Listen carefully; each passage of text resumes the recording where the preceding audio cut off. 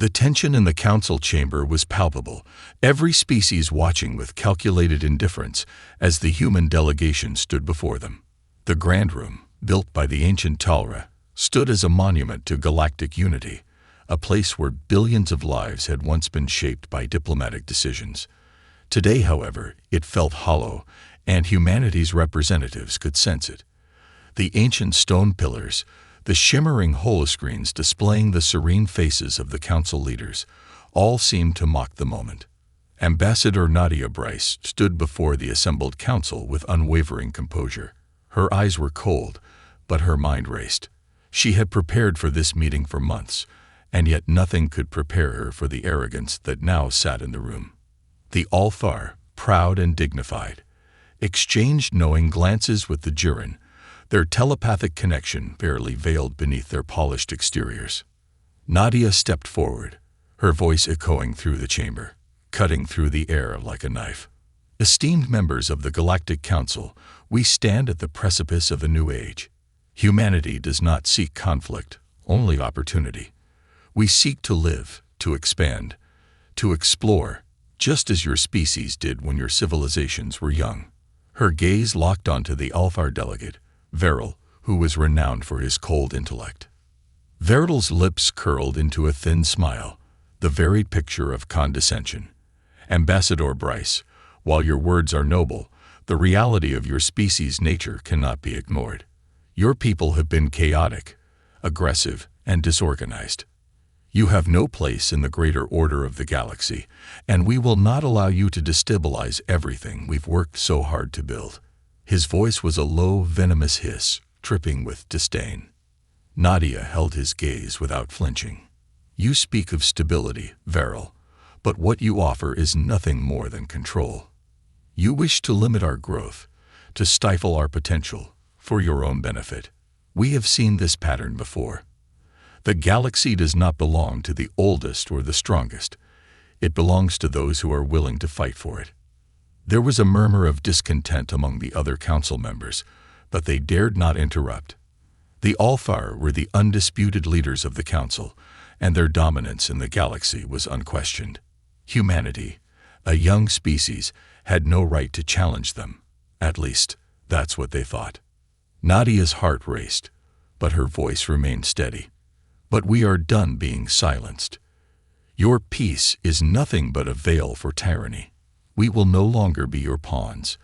If you choose to impose these restrictions on us, you will force us to take matters into our own hands. Her final words were clear and deliberate. Humanity will no longer be a quiet bystander. We will fight for our future, with or without your approval. The silence in the room was deafening. The Althar delegate's eyes narrowed, a spark of recognition crossing his face. He had heard these words before. This was no empty threat. Nadia Bryce and the human people had made a choice that would change the course of galactic history. Nadia turned and walked out, her presence still lingering in the room, as if the chamber itself was holding its breath. As the heavy doors closed behind her, the galaxy's fate had already been set into motion. Humanity had chosen their path, and the moment they had turned and walked away from the council was the moment the galaxy realized war was no longer a possibility. It was inevitable. The doors of the council chamber slid shut with a finality that echoed through the corridors of the Grand Station. Outside, Ambassador Nadia Bryce paused for a brief moment, standing before the vast windows that looked out over the sprawling expanse of stars. Humanity had just taken its first step into a new era, but there was no time to revel in the moment. The galaxy was on the brink of war, and the first move was theirs to make. Back in the farthest reaches of human space, behind layers of secrecy, the machinery of the Red Dawn Initiative was already in motion. The initiative had been in the works for years, a covered plan that only the highest echelons of human leadership knew about. It wasn't just a military project. It was a complete redefinition of humanity's place in the galaxy. Across a dozen isolated colonies, industrial hubs were being repurposed. Shipyards that had once constructed trade vessels now buzzed with activity as they churned out warships of a scale and design no one had anticipated. Engineers, scientists, and military commanders worked around the clock, pouring everything into the construction of weapons, shields, and technologies that would level the playing field. Admiral Grant Stone, a man known for his unyielding determination, watched over every operation from the Central Command Center on Earth. His expression was one of grim resolve as he reviewed the reports. "They'll never see us coming," he muttered to himself. The technology humanity had developed, quantum disruptors, stealth fields, hyper-advanced weaponry, would give them a fighting chance. But it wasn't just technology that gave him confidence, it was the humans themselves. Humanity's greatest asset had always been its adaptability, its ability to learn, innovate, and rise to any challenge. They would use the element of surprise, and they would use it well. The first real test of humanity's growing strength came sooner than anyone expected. It wasn't a fleet that attacked. It wasn't even a military target. It was a small, seemingly insignificant Alfar supply vessel, one that had been lightly guarded and moving through a quiet sector of the galaxy. The Alfar thought it would be an easy mission, a simple resupply trip to a distant outpost. But when the supply vessel entered human-controlled space, it vanished without a trace. For days, the Alfar searched, expecting an accidental ion storm or a rogue asteroid field. But the truth was far worse. Humanity had already infiltrated their ranks. The humans had sent a small team of operatives, equipped with the latest stealth technology, to board the vessel. They disabled its engines, took control, and captured its crew. The human team's operation was swift, precise, and merciless. They didn't engage in lengthy interrogations or waste time with negotiations. The mission had one purpose: to send a message. When the Alfar fleet responded, expecting to find a drifting wreckage, they found something else: a single, haunting transmission broadcast across the galaxy from the captured vessel's control deck. It was a simple message: "We've only just begun." The galaxy went silent. The Alfar, always in control, found themselves humiliated. They had underestimated the humans, and now the galaxy was starting to realize just how deadly a mistake that had been. Nadia Bryce's words from the council chamber echoed in the minds of many. Humanity wasn't interested in negotiation anymore. They were done playing by the old rules. And this was only the beginning. The galaxy had never been more on edge. The Alfar fleet scrambled to recover their lost supply vessel, but it was too late. The message had already been sent, and its ripple effects spread faster than anyone anticipated. In every corner of galactic space, from the high courts of the Jiren to the military barracks of the Sirali, every species was on high alert. The humans had made their move, and the council was left reeling.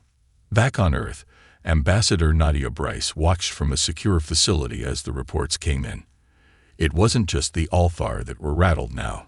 The Jiren, Sirali, and even the fiercely neutral Zelrith were beginning to reconsider their stance on humanity. The galaxy had always underestimated human determination, but now the truth was impossible to deny. Nadia knew that the next step was critical. Humanity's quiet revolution couldn't remain in the shadows any longer.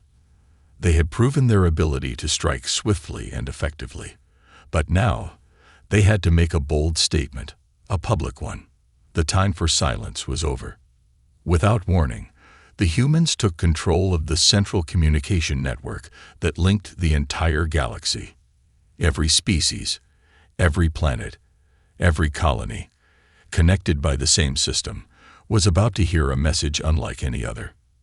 Admiral Grant Stone, the architect of humanity's resurgence, stood before a war room full of commanders. His voice was calm, but his eyes burned with unspoken fury. "It's time," he said. "We don't just survive this war. We change the galaxy forever." And so, the transmission began. The Council's Peace Summit on the ancient station, where the fate of the galaxy had so recently been decided, was broadcasting to the galaxy's citizens. But this time, it wasn't the usual hollow speeches and diplomatic pleasantries.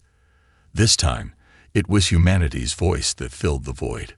The holoscreen flickered to life, It was Nadia Bryce once more, but this time, she stood in front of a stark, battle-worn backdrop. Her face was resolute, unwavering, the calm before the storm.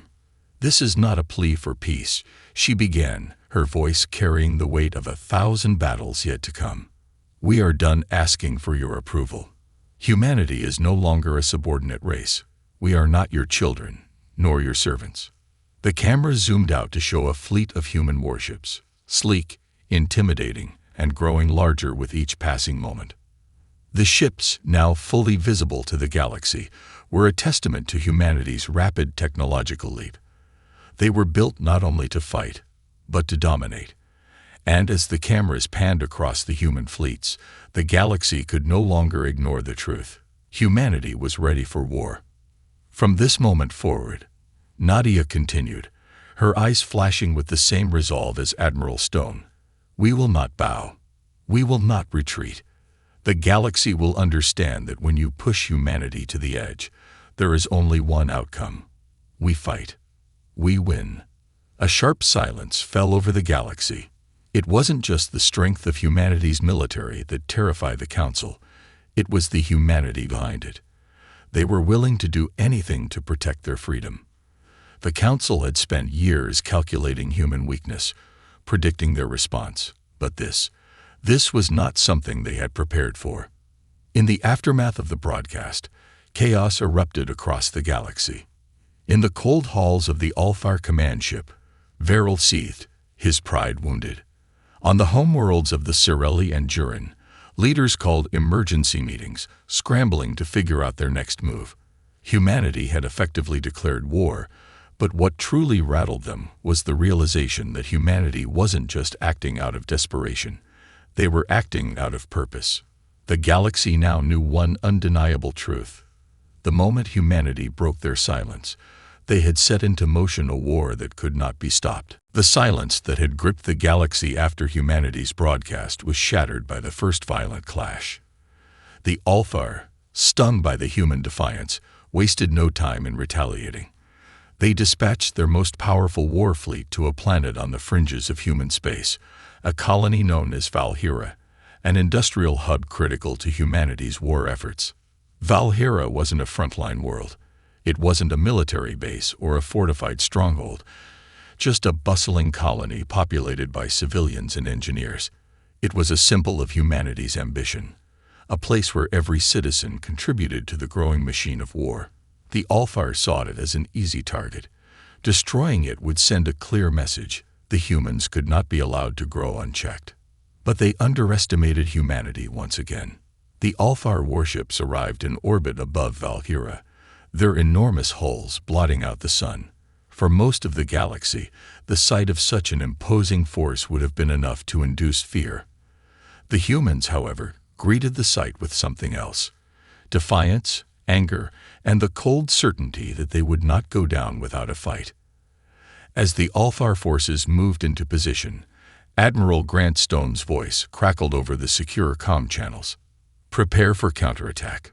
We hold this line, or we lose everything."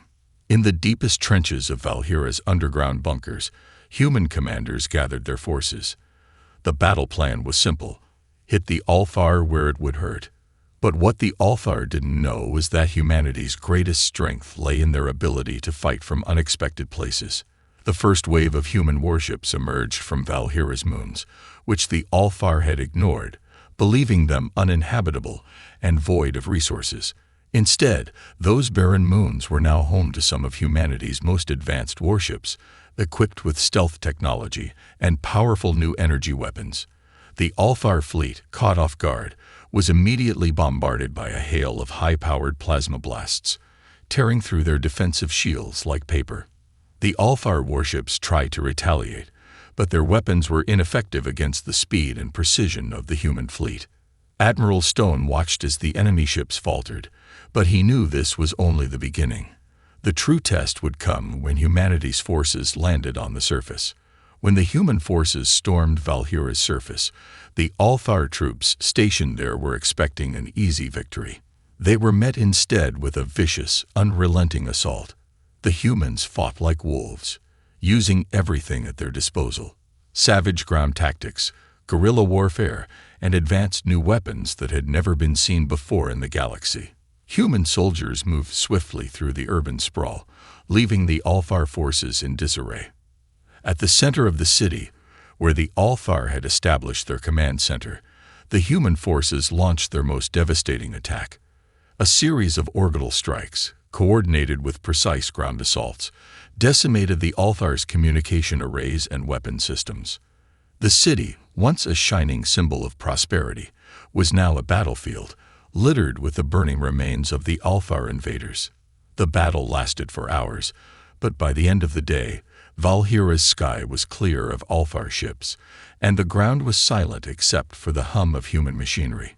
The cost had been high, dozens of human lives lost, but the victory was undeniable. For the first time, the galaxy saw the true extent of humanity's resolve. The Alfar had been humiliated. Valhira was still standing, but the message had been made clear.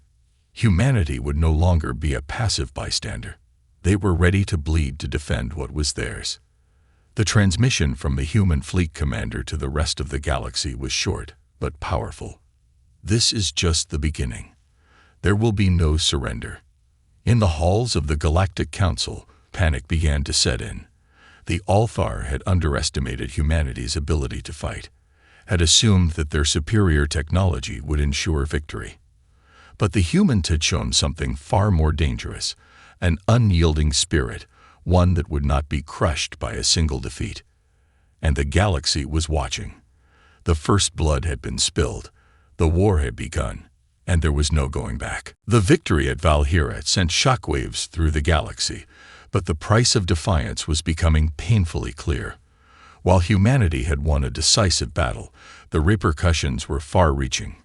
The Alfar, humiliated by their failure, responded with ruthless efficiency, sending reinforcements, and beginning a full-scale siege of human-held colonies across the galaxy. In the wake of Valhira's battle, Admiral Grant Stone had little time to savor the victory.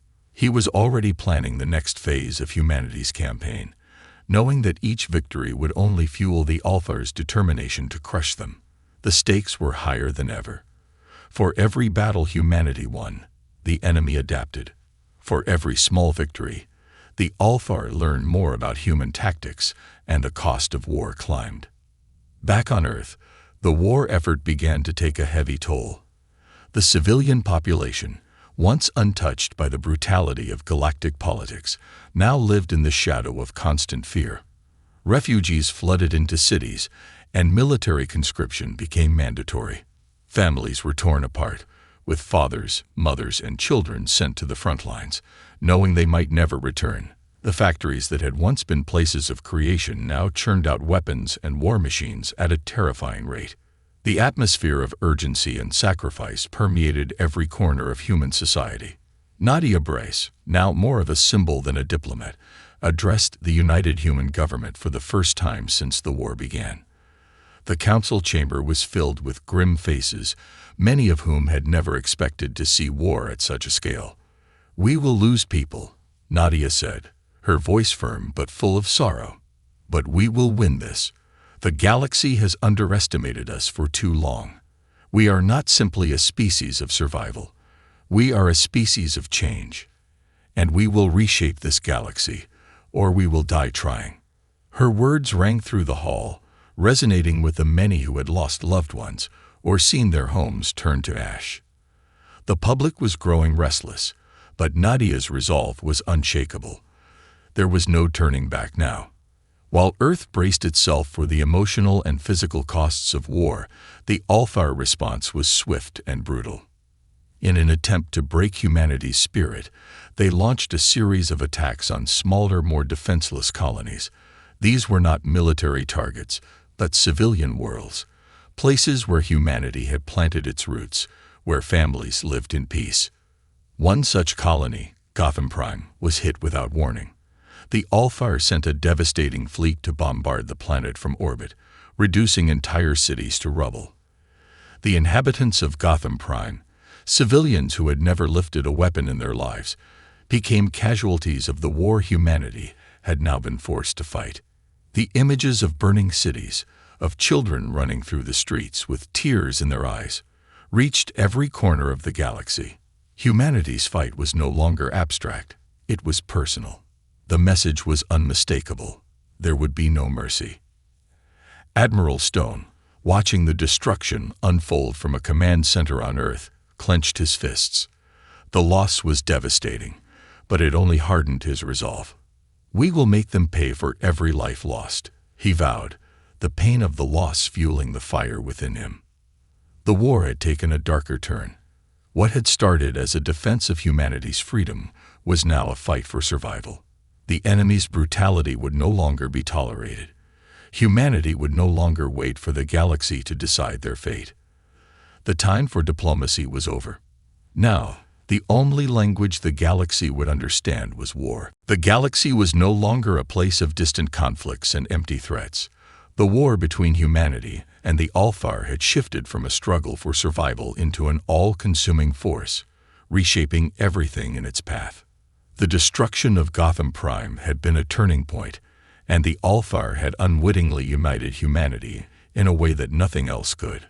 On Earth, the media no longer reported on the war as distant conflict. It was a daily reality. Every broadcast, every piece of news, was laced with the grim faces of soldiers, the sorrow of families, and the undeniable truth. The Alfar were not just invaders. They were executioners. Each day brought new losses, but each day also brought new resolve. Humanity's strength had become its unity. Admiral Grant Stone stood in the command center once more, his face weary but unbroken. The losses were mounting, but the pressure on the Alfar was mounting too. He studied the latest intelligence reports, his mind racing. The Alfar can only fight with their overwhelming numbers for so long, he muttered to his advisors. Their arrogance will be their downfall. We'll force them to bleed for every inch. Stone knew that despite the mounting casualties, the tide was beginning to turn. The warships that humanity had once struggled to build were now fighting like a well-oiled machine. A new generation of human soldiers, forged in the fires of war, fought with an intensity and tenacity that stunned the enemy. There was something raw and unpredictable about humanity's tactics that made them impossible to predict or control. Meanwhile, across the galaxy, the Alfar leadership was beginning to fracture.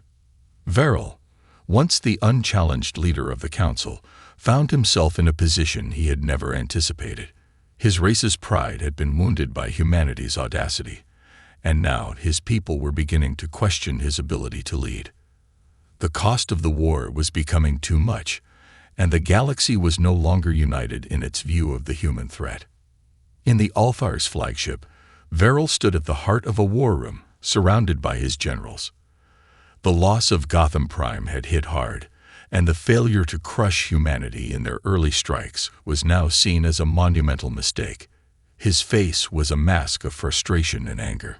"We underestimated them," he hissed, pacing the room. "These humans, how did they become such a force?" One of his generals, a stoic Alfar named Kaller, spoke cautiously.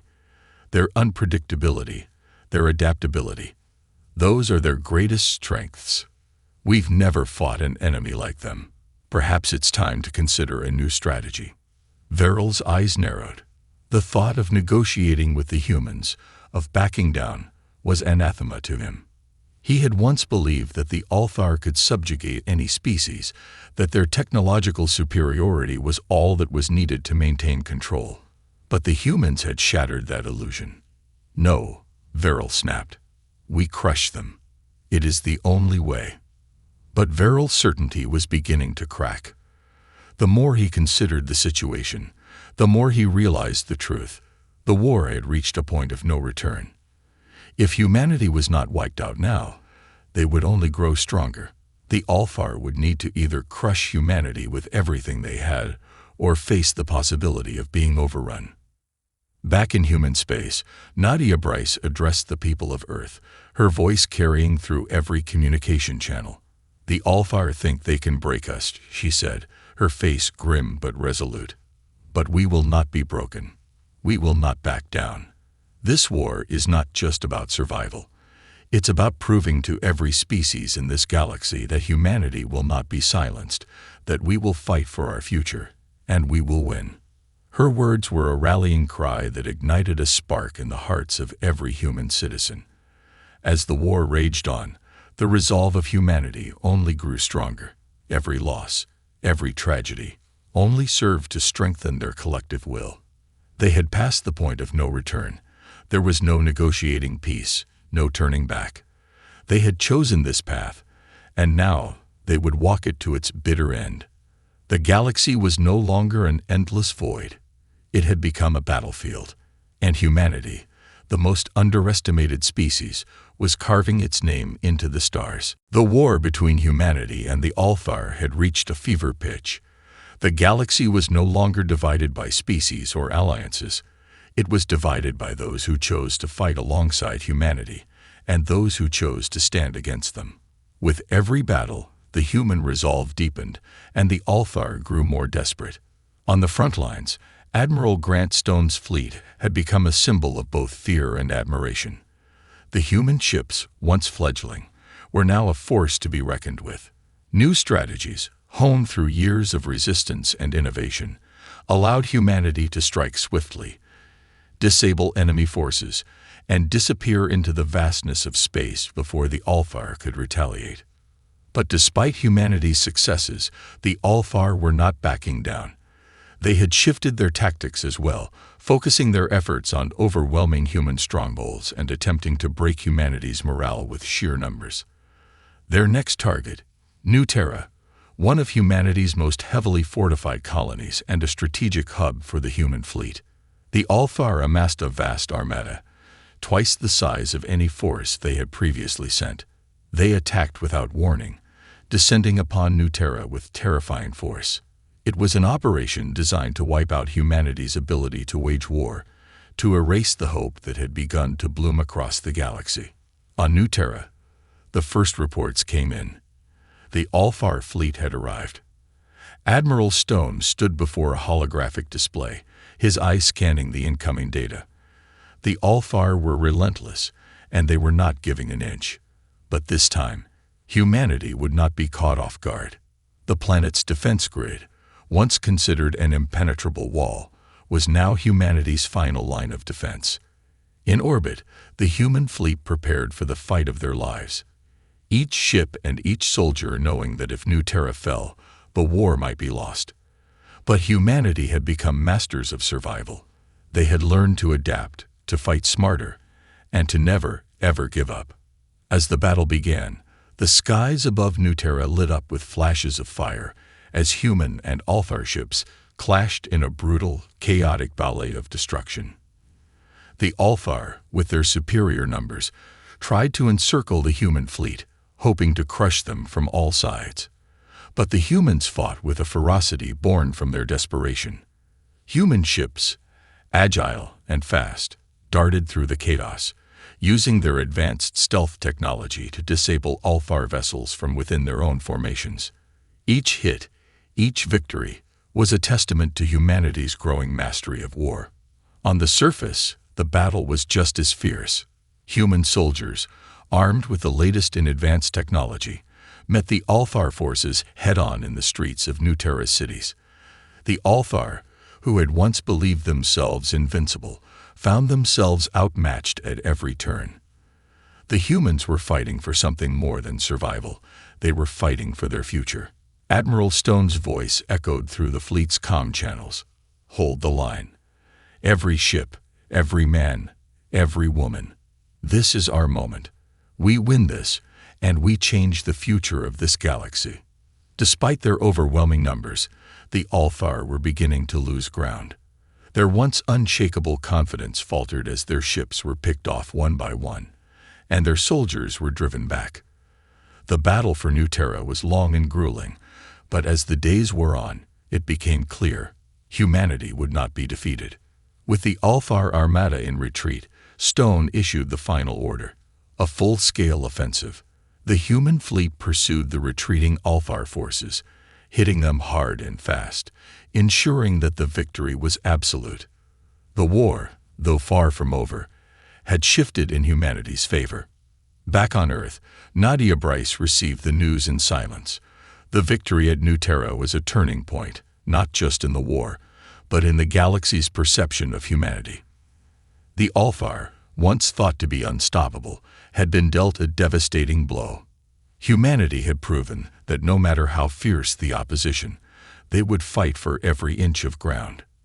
Nadia stood before a council of human leaders, her voice resolute. "We've taken our first major step toward victory. But the war is far from over. The Alfar will regroup. They will come back stronger. But so will we. This is our fight, and we will win." The tide had turned. The galaxy was watching, and the Alfar were no longer the hunters. Humanity had proven, beyond a shadow of a doubt, that they were a force to be reckoned with. The war was far from over, but humanity had taken a step forward that could not be undone. The war had become a symbol of defiance, and the galaxy was at a tipping point.